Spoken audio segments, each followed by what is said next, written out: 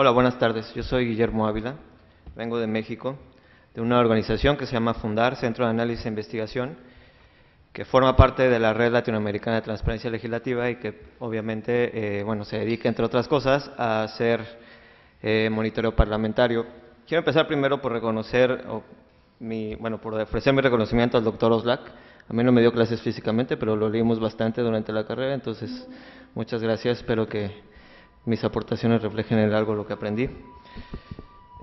Otro reconocimiento que quiero hacer es, digamos, uno básico, que es que me parece que este tipo de mesas por sí mismas ya dicen algo de lo que se quiere construir, de los procesos democráticos en los que estamos no solamente Argentina o México, sino varios países de la región.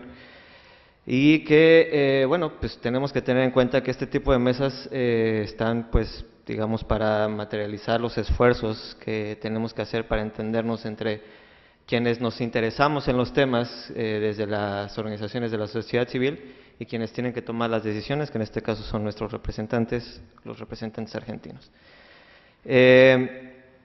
Otra cosa que me interesa decir es que me llama mucho la atención que enfrentemos problemas tan parecidos y que eso significa que podemos encontrar soluciones que tal vez también se pueden parecer, ¿no? Efectivamente, en México tenemos algunos avances, pero también tenemos en otros casos algunos retrocesos. Algunas cosas que se quedan atoradas, algunos obstáculos que encontramos dentro de las instituciones, pero también obstáculos que, digamos, pueden entrar en eso que llamamos cultura democrática. Creo en ese sentido que efectivamente quienes tienen más responsabilidades son quienes tienen más poder. Quienes acompañamos a las instituciones tenemos la obligación y es nuestro mandato acompañarlos, complementar su función, complementar sus actividades, pero efectivamente ellos son quienes toman las decisiones al final. Con esto quiero decir que las decisiones y las acciones son las que van transformando la cultura y que efectivamente son el ejemplo a seguir. Creo también que otra aportación importante que se tiene que tener en cuenta de esta mesa es que el esfuerzo por tener acuerdos institucionales es mucho más, o sea, aunque cueste más trabajo, vale mucho más la pena que los esfuerzos individuales, porque tienen por lo menos el potencial de que, efectivamente, de transformación y de una consolidación más eficaz. Finalmente, los legisladores en lo individual pueden quedarse, pueden irse, pero las instituciones se mantienen. Otra idea que surgió a partir del debate de la mesa es que parece que la información o las peticiones de la información se tienen que justificar. El principio universal del derecho de acceso a la información es que las peticiones no se justifican, porque la información es pública, lo que significa que es de todos. Y creo que aquí entra también el debate sobre los conceptos del que hablaba Pablo, porque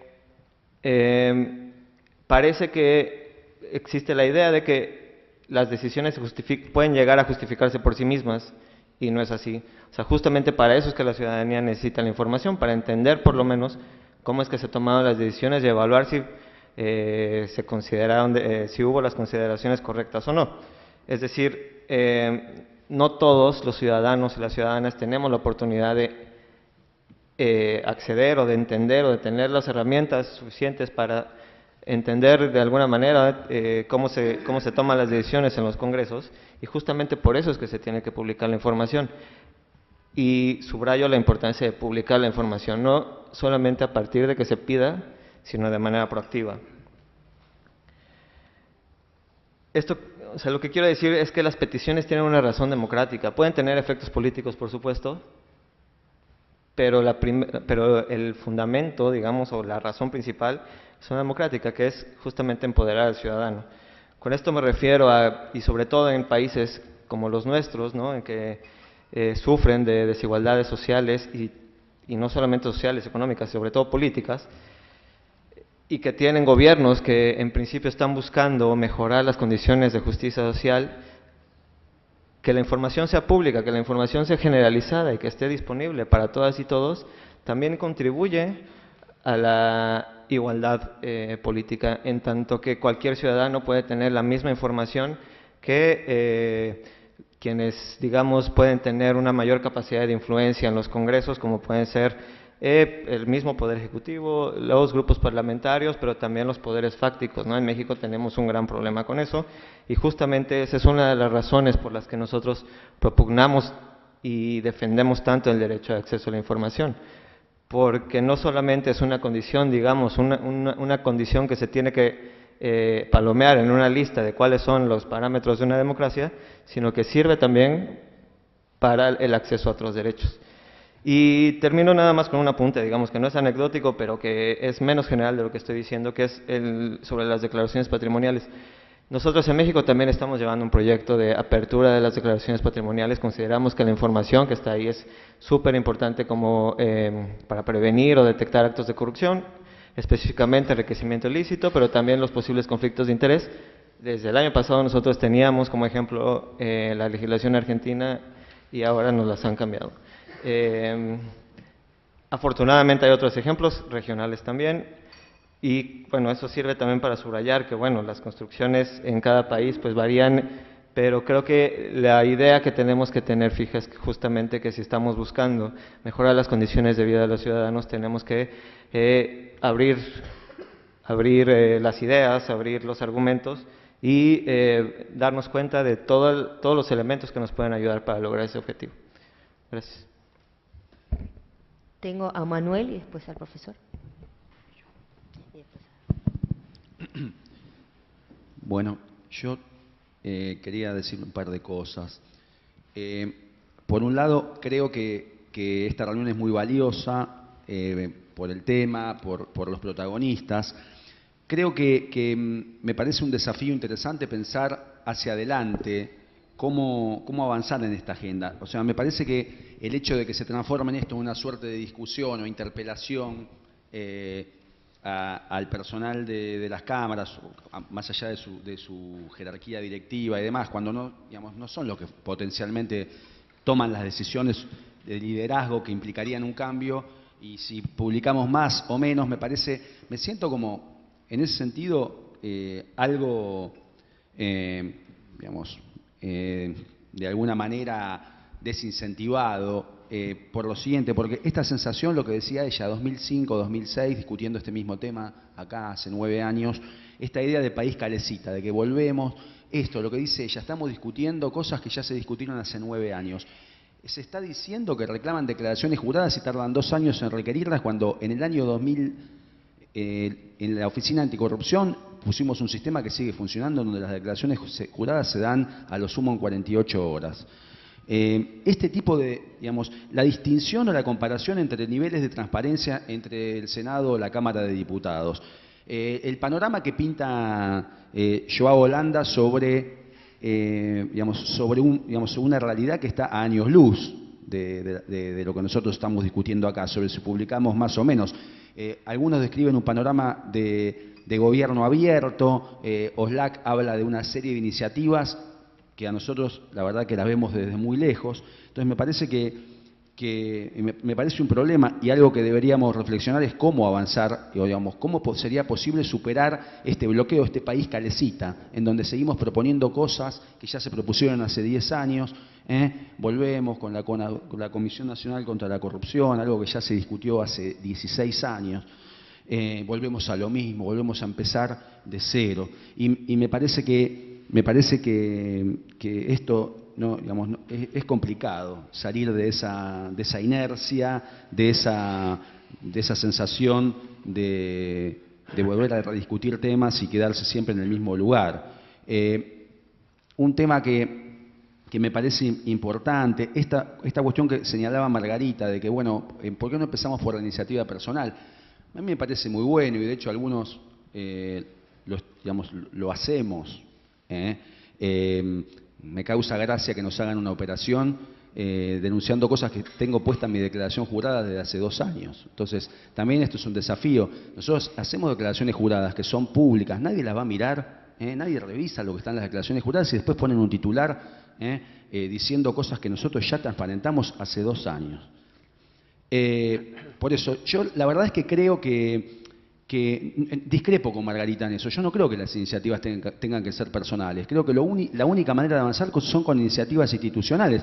Es una vieja discusión que teníamos cuando pensábamos en la Oficina Anticorrupción sobre cómo institucionalizar sistemas, cómo cambiar prácticas y esta idea esta tensión entre lo personal y lo que es institucional y se va consolidando. Me parece, comparto lo que decía también Laura Alonso, cuando, de alguna manera dice, bueno, en esta mesa también deberían estar, participando los periodistas parlamentarios. Creo que sí, que el desafío también involucra a los periodistas, a la propia sociedad civil. Y por ejemplo, el tema tan machacado de los sueldos de los legisladores, a mí me parece que hay otros temas mucho más importantes que aquí ni se rozaron, como por ejemplo, cómo transparentar la actividad de lobby, dónde están los conflictos de intereses, quién controla los conflictos de intereses de los legisladores, quién controla quién viene a promover intereses, cómo se promueven determinadas leyes y en qué medida estamos involucrados o no desde el punto de vista privado, personal, con esas discusiones. De eso ni se rozó, siempre en la cuestión anecdótica de algunas cuestiones que son muy jiteras, pero que no sé si son tan importantes desde el punto de vista esencial de cómo se fabrican las leyes en este lugar. Y en ese sentido me parece que yo insistiría sobre algunas cosas que mencionó Joao Holanda y que me gustaría que profundizara, porque justamente tiene que ver con cómo romper esta inercia. Y él mencionó el tema de la movilización pública en Brasil. Bueno, la verdad que a mí me interesaría saber, bueno, en qué medida el Senado actuó en respuesta a eso, conocer un poco más detalladamente qué es lo que hizo que el Senado de Brasil lleve a cabo lo que él describió, porque de hecho a mí se me ocurren elementos que podrían destrabar una inercia, la presión social que él mencionó, fallos judiciales. De hecho, la Corte Suprema de Justicia en la Argentina viene diciendo que nosotros tenemos que dictar una ley de acceso a la información y dictó fallos muy fuertes. Sin embargo, todos sabemos que acá las decisiones de la Corte Suprema tienen un peso relativo en el momento de la ejecución. Un tema que me parece importante y que me gustaría preguntarle también a Joao Holanda, ¿en qué medida, y quién desarrolló, si hubo un liderazgo para promover esto, en qué medida es necesario un liderazgo o esto fue una decisión colectiva del Senado de Brasil? O sea, si además del reclamo social hubo alguien o algunos que asumieran ese liderazgo, esa responsabilidad, hicieran avanzar esa agenda. Me gustaría conocer más un poco de esos detalles, porque, de lo contrario, temo que este país calecita siga girando y dentro de 10 años otras personas sentadas en esta misma sala se lamenten y tengan que ver un panorama todavía más distante todavía, porque de hecho es lo que hemos experimentado en estos 10 años. La Argentina se ha distanciado absolutamente. Me sorprende que la Argentina esté en la iniciativa de gobierno abierto, realmente me sorprende, no sé cómo sucede eso, no sé qué hace la sociedad civil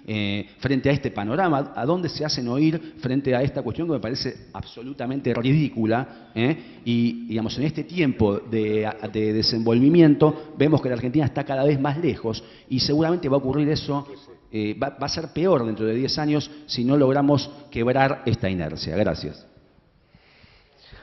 Sí.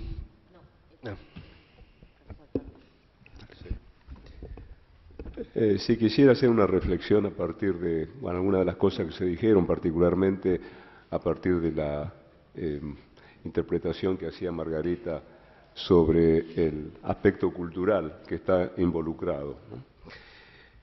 Yo creo que no se dijo todavía aquí en esta mesa algo que está en el trasfondo de toda la discusión, y es que por debajo del aspecto cultural hay un aspecto que tiene que ver con el poder,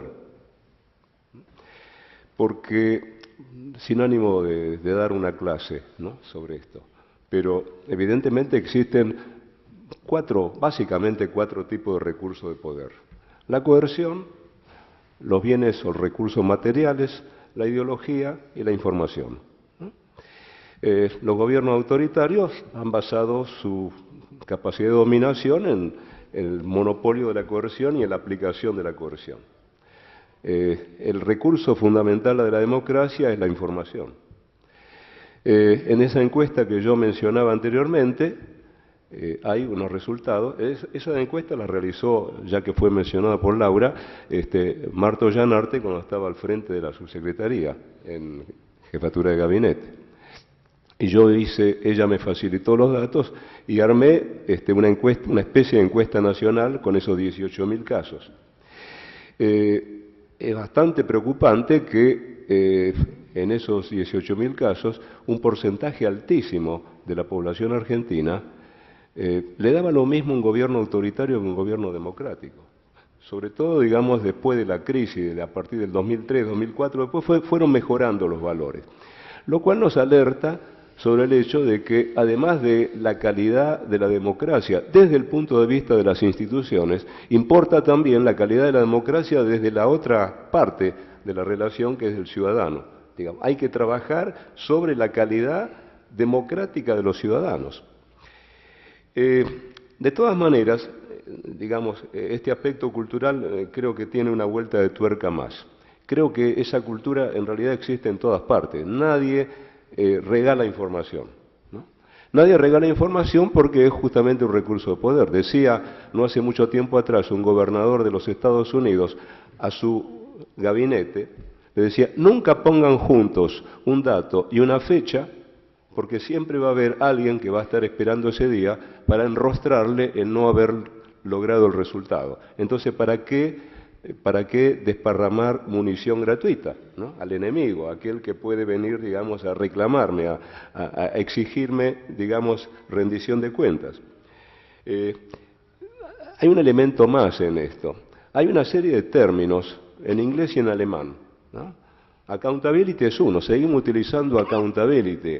En los textos, lean los textos sobre la materia, se usa accountability. Ahora hemos incorporado empoderamiento, que no era un término castizo, ¿no? Empowerment, delivery, responsiveness, ownership, todos temas que tienen que ver con la responsabilidad. Cuando un idioma no incorpora en un solo término un concepto que está metido en la conciencia colectiva de la gente, ¿no?, evidentemente eso implica que no ha sido incorporado a la cultura de esa sociedad.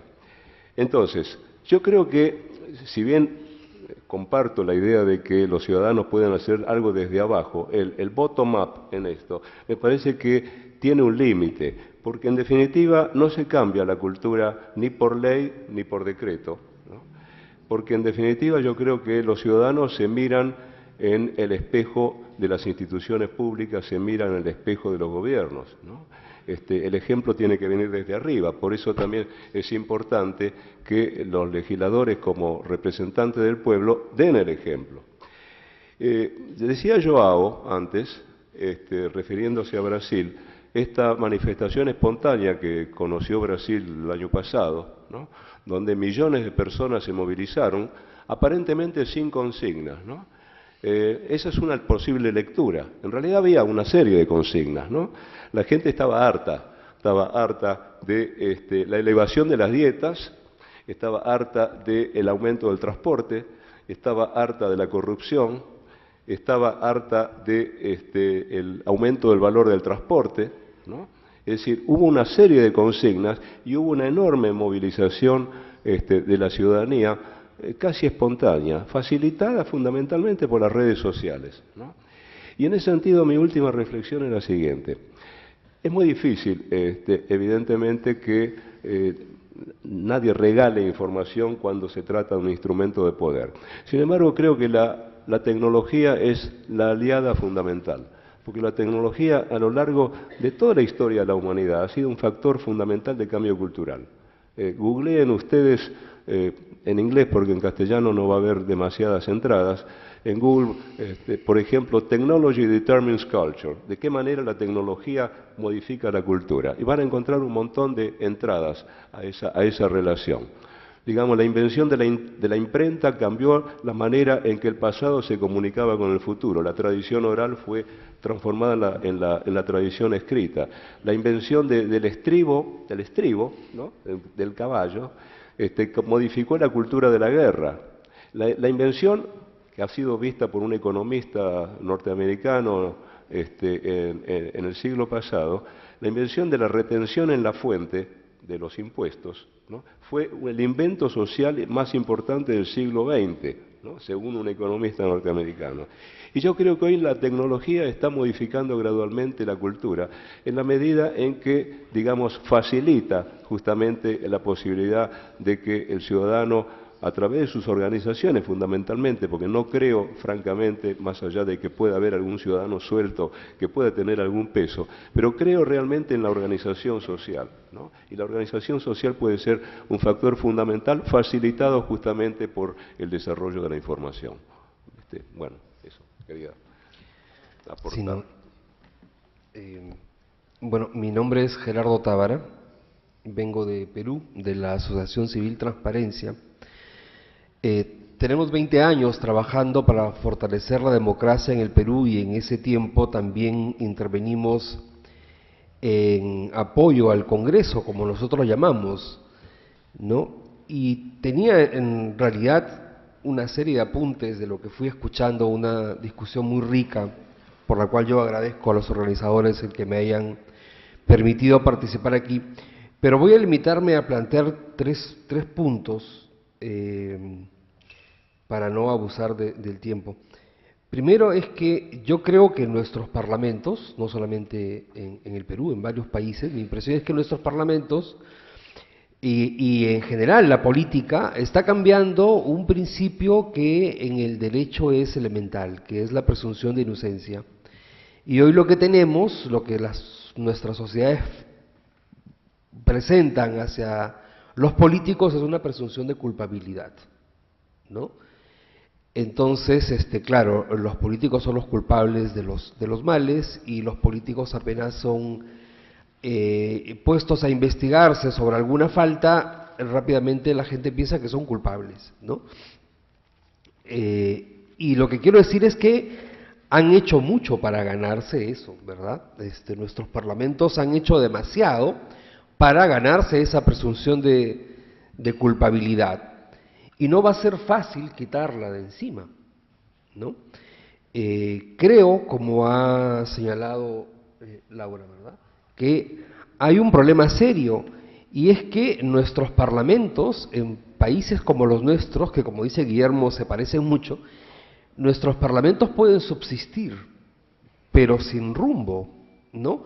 Perdiendo de vista aquello que el profesor Oslac dijo como punto de partida en su primera intervención, que es esa relación de ida y vuelta entre el Estado y la sociedad. Y al final, tarde o temprano, nuestros parlamentos terminan siendo funcionales a poderes fácticos, ¿no? Aunque los o las congresistas o parlamentarios no quieran darse cuenta de esa situación, pero envueltos en una situación donde apenas alcanzan 10% de aprobación y 80% de la gente cree que todos los parlamentarios son corruptos, los parlamentos por supuesto pueden subsistir, pero no marcan la agenda, no toman las decisiones, y entonces es esa la gran alerta que tenemos que tener. Mi impresión es que frente a un panorama de esa medida, toca hacer más que el mínimo exigido por la ley. Es decir, creo que toca tomar medidas extraordinarias para afrontar ese desgaste de la política y de los parlamentos. Yo creo que cuando se dice que, digamos, hay que hacer más de lo normal, ¿no? Esto que decía María en respuesta a los funcionarios, usted dice que está, pero nuestra visión es distinta, expresa eso, o sea, estamos pidiendo mucho más porque estamos pidiendo aquello que es esencial. Como ha dicho Guillermo, el derecho a acceso a la información es un derecho fundamental, ¿no? Presumir que es propiedad del Estado es un error de partida, ¿no? La información es pública y por lo tanto efectivamente no hay que justificar para qué la quiero, ni quién la pide, ¿no? Debe estar ahí al servicio público, sin que se pida, ¿no? Creo que cuando se dice, en realidad está siendo bastante generosa, ¿no? Cuando se dice hay que pensar en los males, no en los malos. ¿De acuerdo? O sea, hay que tomarlo como un aspecto Yo diría que bastante generoso, ¿no? Yo diría, mirándolo en mi país, cuidado con que eso no vaya a ser interpretado como, bueno, no importa con la impunidad y el blindaje, ¿no es cierto? Pero entiendo que de lo que se trata de decir, oye, no estamos detrás de alguien en particular, sino que estamos en pro de una cultura política de transparencia. Eso entiendo que es por ahí por donde va, ¿no? En el Perú hemos llegado a tal nivel que el propio presidente del Congreso se vio en un momento exigido a prometer, cosa que luego no ha cumplido lamentablemente, que haría lo que la sociedad le estaba pidiendo, que es que el auditor del Congreso sea un auditor independiente, es decir, que venga de fuera, que no sea escogido por el propio Congreso, porque no se cree en los auditores que están en el Congreso. Y llegó a prometer que nombraría una especie de gerente general, que hoy no tiene el Congreso, que vendría también de fuera, que le pediría al organismo del servicio civil que le mande uno, porque nadie confía en los que están ahí adentro, ¿no? Lamentablemente no lo ha cumplido, ¿no? Y hoy debatimos normas sobre declaración de intereses o consulta previa legislativa, por ejemplo, para transparentar los procesos legislativos y para que no haya una norma que circule en las comisiones sin dar cuenta de qué manera recogió la opinión de actores sociales que se verían afectados o beneficiados por esa norma, ¿no? Que sea un requisito para la aprobación, para el debate de una norma, para la presentación de una iniciativa legislativa, el contar con una opinión previa de algún sector social, ¿no? Eso lo discutimos, no sabemos si lo vamos a lograr, pero queremos eso. Por eso es que en ese contexto yo sí me preguntaba, y en todo caso pongo la pregunta ahí, porque María hizo una propuesta de las organizaciones sociales, es reglamentemos, ¿no? Y un acceso a la información para que no dependa solamente de las iniciativas de algunos parlamentarios, sino que quede establecido institucionalmente en el Congreso o el Congreso de la Nación Argentina, ¿no? ¿Qué es lo que impide la aprobación de esa resolución o de esa reglamentación? ¿Qué es lo que hay que vencer a nivel político y a nivel administrativo para que se apruebe una norma de esa naturaleza en el Parlamento argentino? Gracias. Después Noel, Joao. No, un poco para completar el concepto. La verdad que yo traigo de los males y no los malos del periodismo. Cuando debatíamos todos los temas de ética en el periodismo, vino Restrepo, profesor de profesores, que trabaja los temas de ética, y es decir, hablar de en una mesa como esto, todos sabemos quiénes son los malos, me digo como una forma de protegernos de no cometer injusticias personales, eso por un lado.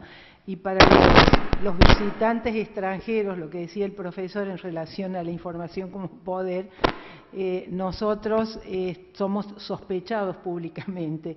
Cada vez que uno tiene que hacer un trámite de cualquier tipo administrativo hay una figura que es personas expuestas públicamente. Y yo siempre bromeo cuando me requieren en el banco, en las tarjetas y demás, digo, no, mire, yo no soy persona expuesta públicamente, soy persona sospechada públicamente, ¿no? Porque esto es lo que está pasando también en relación a lo que usted decía de la información como poder. Hay también una información que se está utilizando casi de una manera extorsiva, ¿no?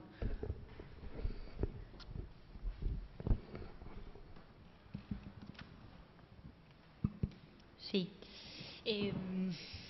Bueno, y yendo un poco también a lo que pedía María al principio de cómo seguir, ¿no? Bueno, primero, la verdad que celebro que estemos hablando acá, porque hace un mes nadie estaba hablando de transparencia, salvo, digamos, circulaban cartas de idas y vueltas de pedido de información a las secretarías administrativas, legislativas, a quienes fueran, pero no quedaba más que una correspondencia entre dos partes que, y yendo a lo que decía Guillermo, sí tenemos que, lamentablemente, siempre tenemos que justificar quiénes somos los que hacemos el pedido de información. Así que cada vez que vamos a hacer un pedido tenemos que llevar todos los libros de las organizaciones, de las fundaciones de las que somos parte para demostrar que... No me gusta convalidar algo que me parece realmente injusto, que sería que solo desde hace una semana se habla de llevamos muchos años y hay muchísimas luchas en favor de la transparencia. Sí. El problema, como se decía hoy, es que la verdad no hemos conseguido avances o los avances no son notables. Pero una mesa así que estemos de distintos bloques y demás no hemos tenido antes. Sí, hemos tenido y hemos tenido muchas. Hemos tenido muchas reuniones que se han hecho acá. De hecho, con diputados de distintos bloques hemos presentado propuestas de reforma del reglamento de la Cámara en cuestiones de transparencia que se han trabajado aquí con distintos bloques políticos, con organizaciones no gubernamentales, con empresas también, porque a veces hay que incluir al sector privado en todo esto.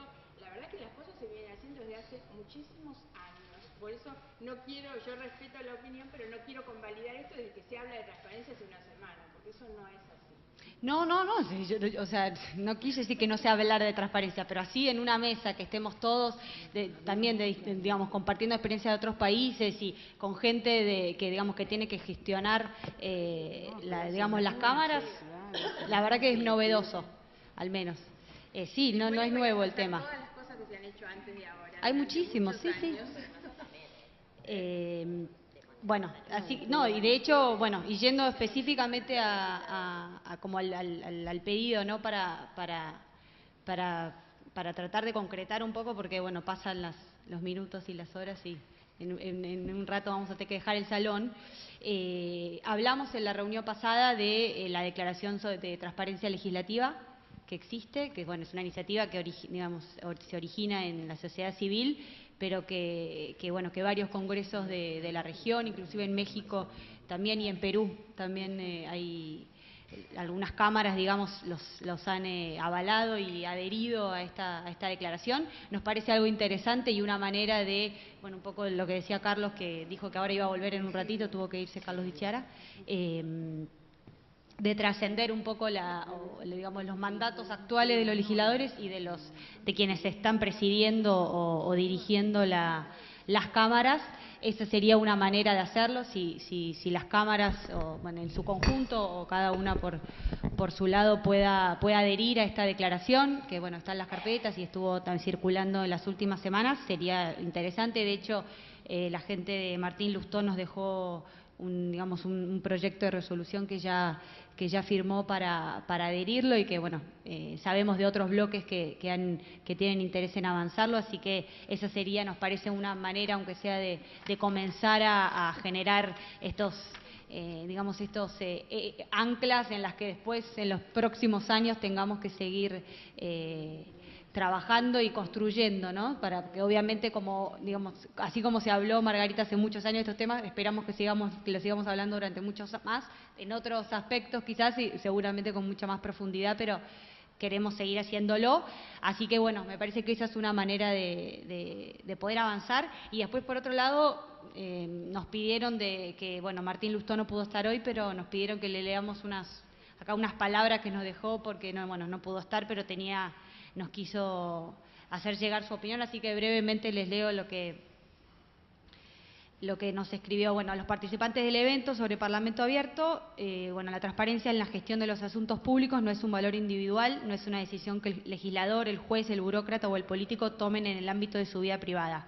Creemos que la transparencia es una forma de gobernar que mejora la eficacia del sistema democrático.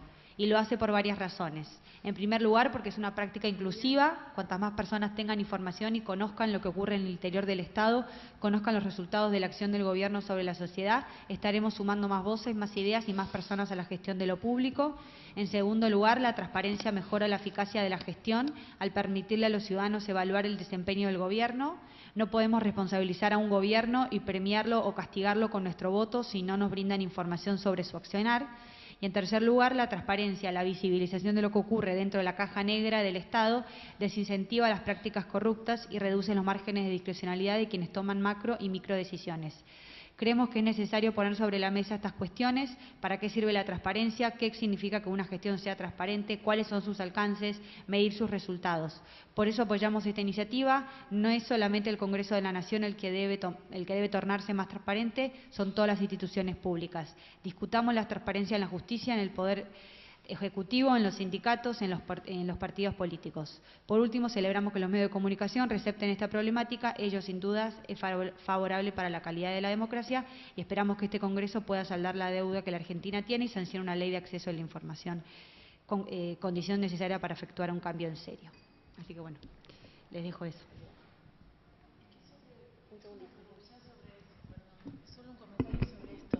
Mira, yo después de esta reunión y de todo lo que venimos viendo y lo que escucho también de Margarita y demás, yo creo que cualquier resolución que se decida tomar la Cámara o cualquier proyecto tiene que partir del presidente con los presidentes de bloque en la Comisión de Labor Parlamentaria. Entonces, porque para darle institucionalidad no puede ser de un grupo de diputados sueltos o de un diputado, tiene que ser institucional en la Cámara. Institucional en la Cámara es el presidente con los presidentes de los bloques en la Comisión de Labor Parlamentaria. Después, todos podemos tener iniciativas individuales y eso lo traslado porque en todo caso yo lo conversaré también con Martín y demás. Pero yo lo que puedo sí comprometerme es llevarle que existe un borrador al presidente de mi bloque, mostrárselo, que los demás puedan hacerlo con sus presidentes de bloque, pero que esto se discuta en el ámbito institucional correspondiente, que es la Comisión de Labor Parlamentaria. Ahí se sientan los que tienen más poder, probablemente que los que tenemos nosotros individualmente, bueno, Margarita lo sabe porque es presidenta de un bloque. Bueno, ahora, João. Bom, em primeiro lugar, gostaria de dizer que Brasil não está a anos-luz à frente da Argentina.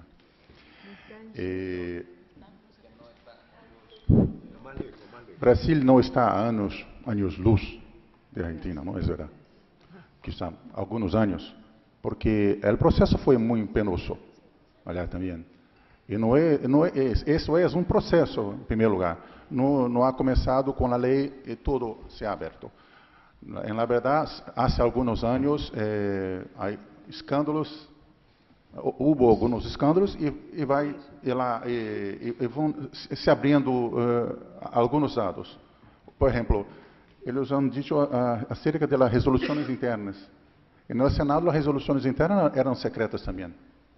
Hasta pocos años, 2, 3 años, 4 años, yo creo. Mi memoria es muy mala. Un escándalo suscitó la apertura. Y normalmente lo que suscita la apertura es claro que se manifiesta como una presión de la prensa, pero yo creo que una de las cosas más importantes es las contradicciones propias del Parlamento. Hay grupos en el Parlamento que se declaran por sus posiciones. Y en el caso había una disputa política que isso que ha ocasionado a apertura. Então, não há um fator, em Brasil não houve um fator. A mobilização social é algo recente. Ela não ha produzido a apertura. A apertura ha produzido a pressão dos grupos políticos, das associações, organizações e as contradições próprias do legislativo. A mobilização popular que se ha producido el año pasado, más que una movilización, ha producido frutos sí en el Congreso, en el Senado particularmente ha producido sí, pero no creo que sea el factor decisivo. Yo creo que el fato de que el Congreso Nacional es regido por una mayoría, mas que tiene que convivir con una minoría y que la democracia depende de essa relação tensa, que é difícil, a maioria, a minoria é sempre difícil, mas desta relação é que se criam as oportunidades para a abertura de dados. Agora, não creio que a experiência do Brasil pueda necessariamente ajudá-los, porque é algo muito que nasce de nossas experiências. Por exemplo, em Brasil foi muito importante que um governo tomasse a iniciativa. Fue el gobierno que tomó, el ejecutivo que tomó la iniciativa de la ley de acceso a información, no fue los parlamentarios. Pero no es tan simple porque y otra cosa importante, la ley mira al futuro, no al pasado. Entonces, como dice la diputada, tuvimos un año para nos prepararmos para la apertura de los datos. Não é tão fácil abrir os dados, tanto tecnicamente quanto politicamente, e culturalmente também é difícil. Uma coisa importante da lei de acesso à informação foi a responsabilização. La ley estableció responsabilización de las personas.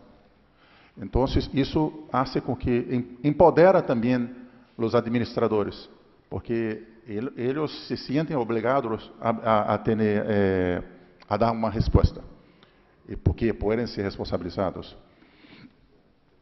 Outra coisa é que a lei de acesso à informação criou um canal formal, porque hoje, ayer não tínhamos um canal. As pessoas, as instituições mandavam ofícios de pedido de informação, mas não é registrado. Onde estão?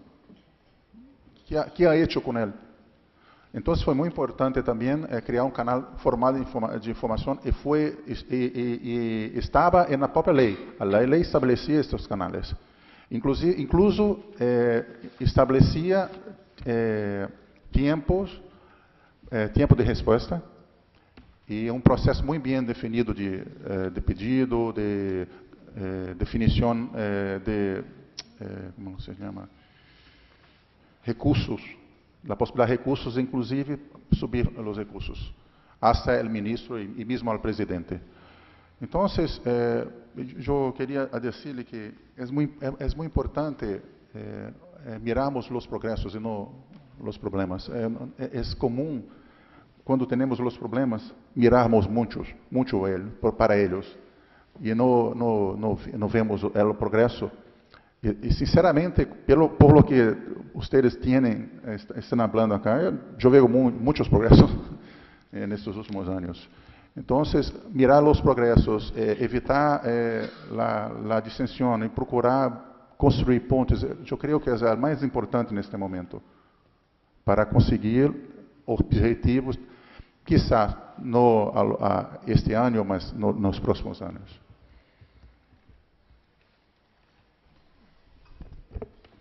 Sí, buenos días a todos. Mi nombre es Gabriela Troyano. Yo quería, por un lado, saludar esta iniciativa, sabiendo que no es de ahora, pero sí porque hace algunos que venimos desde mucho tiempo planteando el tema de la transparencia, pero evidentemente, le comentaba Norma, me dice Silo, es una muestra de la falta de información. Y sin achacar a nadie esta cuestión, sino que atendiendo también a lo que el profesor nos decía, que creo que fue brillante la exposición, en donde la información tiene que ser adecuada, en donde existen incluso dentro de los distintos organismos del Estado una situación de rehusar brindar la información que un ente estatal tiene para con otro ente estatal.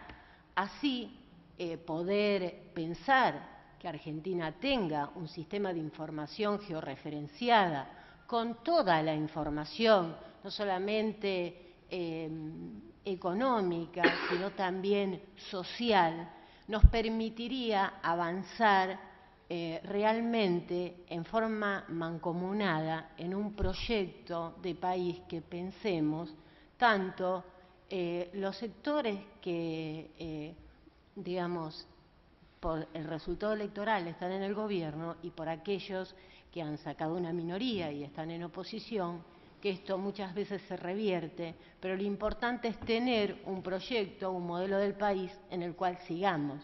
Esto no puede ser pensado sin transparencia. Esto es un compromiso que creo que realmente tenemos que avanzar porque la necesidad, la condición de derecho no se puede discutir. Estamos en el siglo ya para realmente debatir cosas políticas de avanzada y sin, digamos, cuestionar nada, sino ponernos,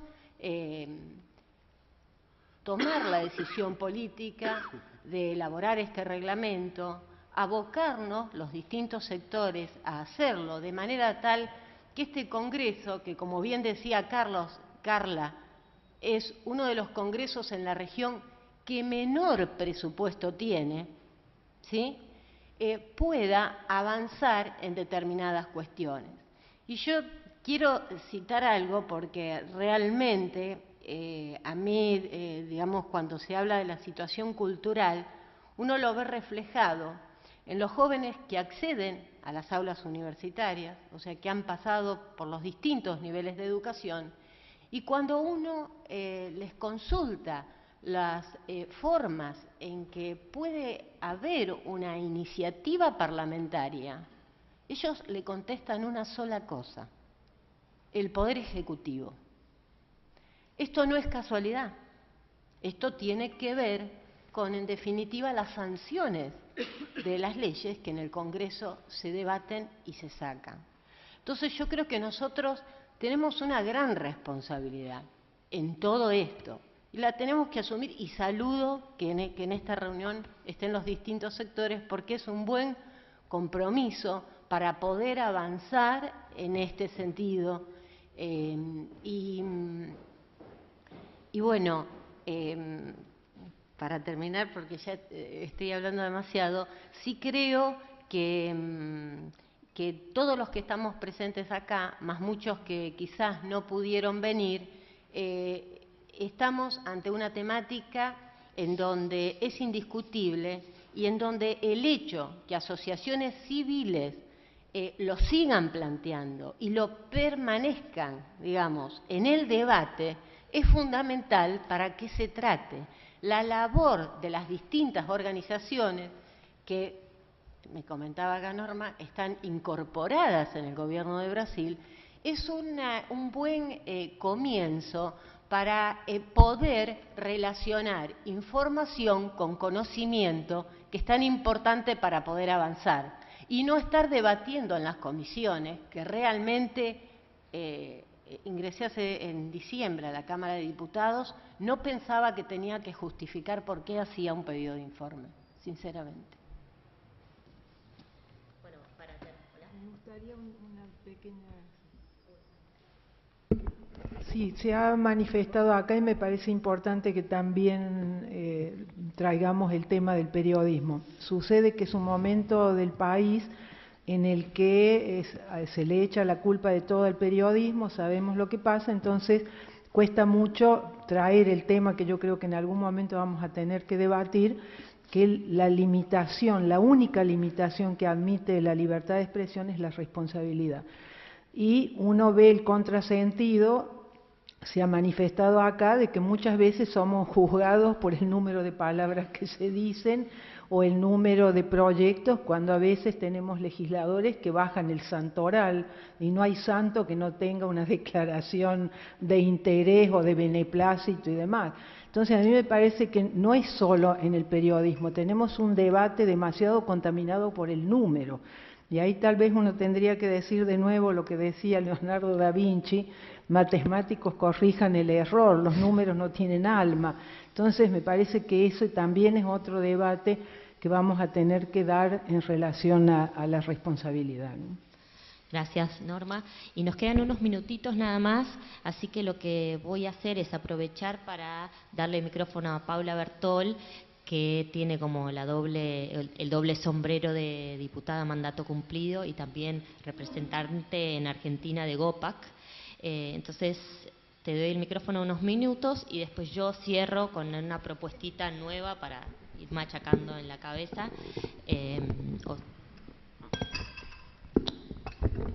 Bueno, como dijo María, hoy estoy dividida, pero en realidad ser parte de GOPAC, del capítulo argentino de GOPAC, es por haber sido 8 años diputada nacional. GOPAC es una organización mundial dedicada a la lucha contra la corrupción y esta misión de GOPAC se logra a través de herramientas concretas a los parlamentarios de todo el mundo sobre transparencia y sobre rendición de cuentas, fundamentalmente. GOPAC tiene 50 capítulos en todo el mundo y trabaja en grupos mundiales en las áreas de América Latina, América del Norte, Europa y también en la región de Árabe. Lo que quiero también mostrarles es que lo que se intenta hacer con los parlamentarios en ejercicio y con los exparlamentarios es darle herramientas concretas, un poco como para bajar a la realidad esto que ustedes describían tan claramente, cómo es que se ve a los parlamentos en el mundo, el desprestigio que tenemos los parlamentarios, que no es un fenómeno de la Argentina, sino que es un fenómeno mundial, y GOPAC para eso hace manuales como, por ejemplo, cómo mejorar la rendición de cuentas democrática a nivel mundial, o tiene a su vez un manual de ética y conducta parlamentarias, guía para parlamentarios. Por ejemplo, en la Argentina no tenemos comisión de ética ni en el Senado ni en la Cámara de Diputados. Y ha sido realizado con muchísimo trabajo de muchos años y se pueden aplicar a sistemas presidenciales o parlamentarios de acuerdo a la región que los adopte. Eso por un lado. Por otro lado, a mí me parece que esta es una mesa de acuerdo. Me parece que es un paso más en la lucha por la transparencia, como decía Margarita, que vienen realizando no solo muchos parlamentarios, sino también muchas ONG.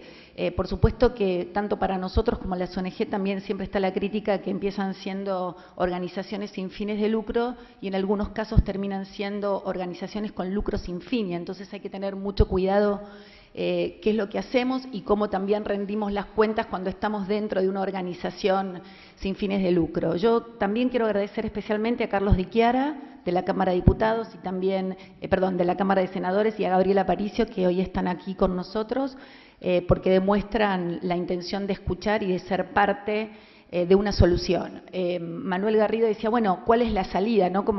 Me parece que la salida no es la queja. Goleman, en su libro de Inteligencia Emocional, dice que la queja hay que transformarla en críticas útiles. Me parece que esta mesa de acuerdo, y creo que el acuerdo es una buena palabra, es eso, es la posibilidad de avanzar, es la posibilidad de separar a las personas del problema.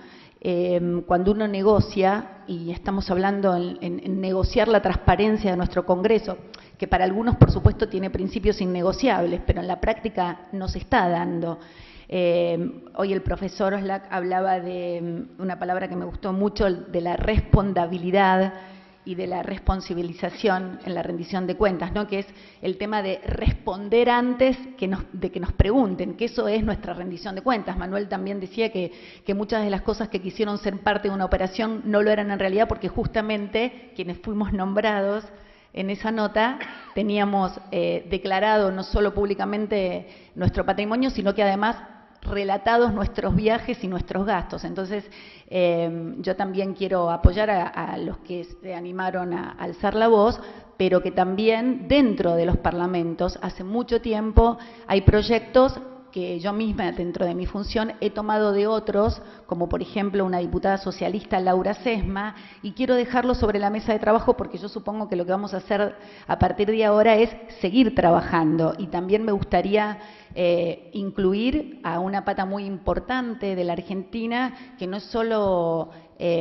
tiene intereses y cuando nosotros negociamos estamos separando las posiciones de los intereses para finalmente bajar a las necesidades, que es, por ejemplo, el empresariado, ¿no? Y la famosa falta de la ley de lobby, que claramente también está en juego en el momento de la transparencia parlamentaria. Yo sí creo que existe opacidad en el Parlamento argentino, no tengo duda. Celebro, me han dicho que a partir de ayer hay mayor información publicada en la web y entonces me doy cuenta que este tipo de manifestaciones y este tipo de reuniones sirven para acelerar algunos procesos. También sé que las ONG tienen firmadas desde hace mucho tiempo compromisos de transparencia con ambas cámaras y yo propongo puntualmente, hay algunos proyectos que tienen estado parlamentario, pero repito, hay un proyecto que viene de la época de la diputada Laura Sesma, que se trata sobre el régimen de celebración de audiencias de rendición de cuentas para la evaluación participativa de la labor legislativa. También hay otro proyecto que sé que han tomado como base para la agenda, que es el libre acceso a la información disponible en la Honorable Cámara de Diputados y la creación del digesto de normas administrativas y parlamentarias que he presentado en el 2012. Y me parece también que, reitero, que esta tiene que ser una gran oportunidad para seguir conversando, para seguir abriendo la información, porque como bien decían, la información es un derecho y las instituciones tienen el deber de brindarla. No es algo que se debe pedir o suplicar.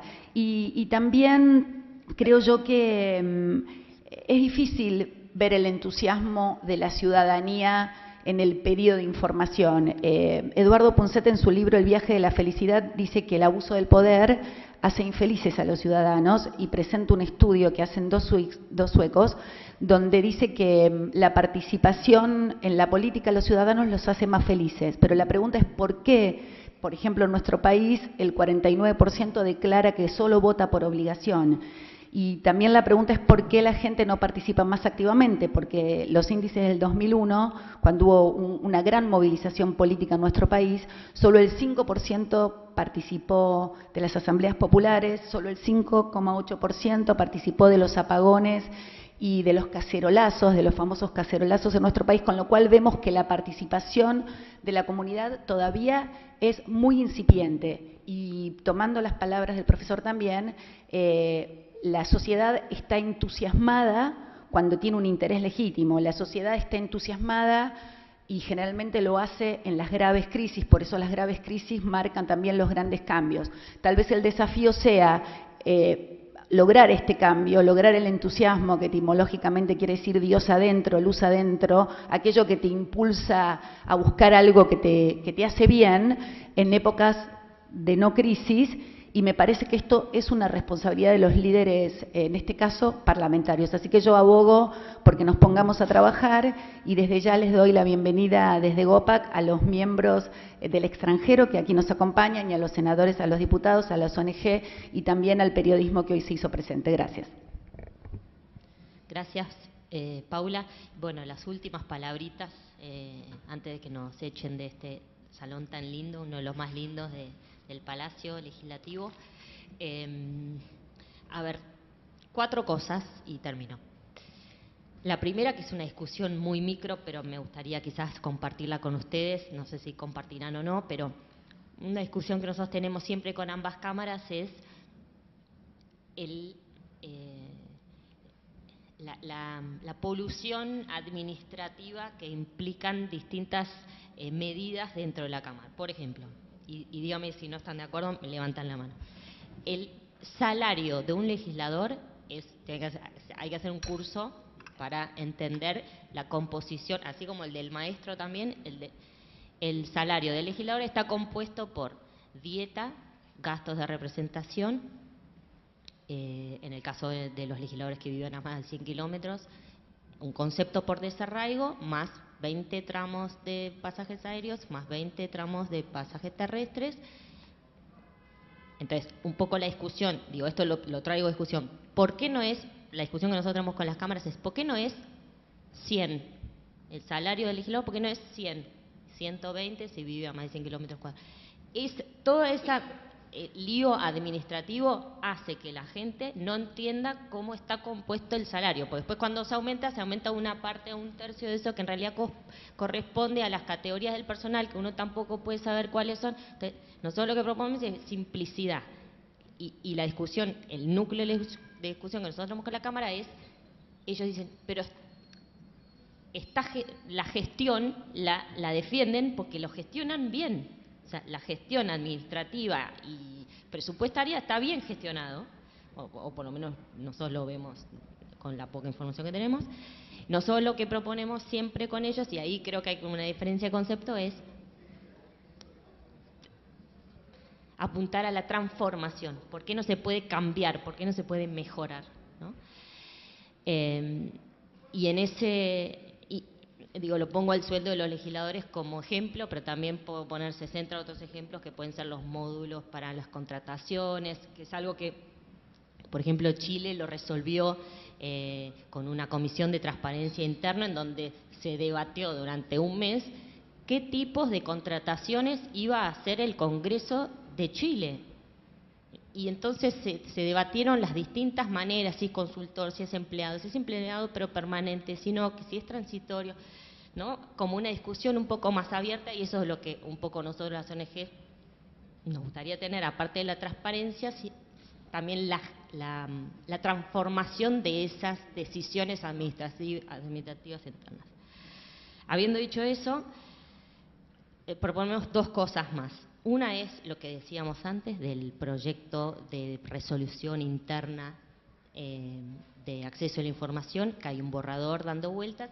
Quienes quieran, algunos ya comentaron, quienes quieran comentar y hacer aportes, nosotros nos gustaría es consensuar esos aportes y presentarlos a las presidencias de ambas cámaras para un poco seguir el lineamiento, que estoy de acuerdo con lo que dice Laura, que es una decisión un poco institucional. Sí, se los envío, eso es uno. Después, en la reunión pasada, muchos legisladores nos pidieron,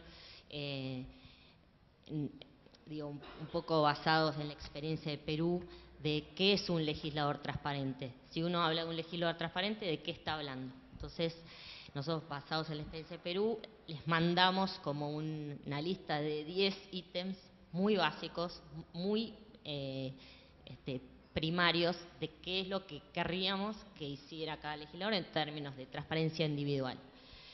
Si quieren también, a los que no vinieron a la reunión anterior, se los puedo circular, y que implica información publicada en las páginas propias, ¿no? Muchos legisladores tienen páginas propias o en las redes sociales, pero también y principalmente en las cámaras institucionales, en las páginas de las cámaras institucionales, ¿no?